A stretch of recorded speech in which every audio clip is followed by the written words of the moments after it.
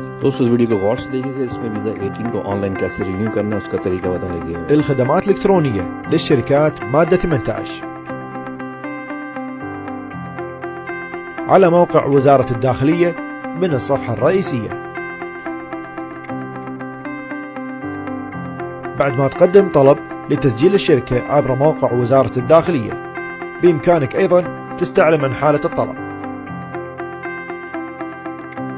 المرحلة الأولى، قدم طلب لتسجيل الشركة لاستلام رمز المستخدم.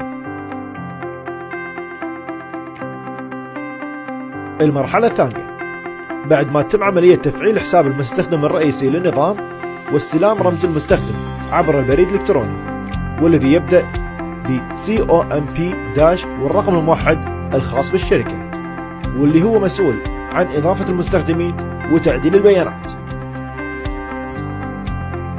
المرحلة الأخيرة، تضيف المستخدمين المسؤولين عن تجديد الإقامة. تسجيل الدخول بالنظام بالرقم المدني للمستخدم وكلمة السر. بعد اختيار خانة تجديد الإقامة ستظهر الشركات التي تم إضافتها. حدد الشخص اللي بتجدد إقامته، شرط أن تكون المدة المتبقية أقل من شهرين للتجديد. مدة الإقامة مرتبطة بالضمان الصحي.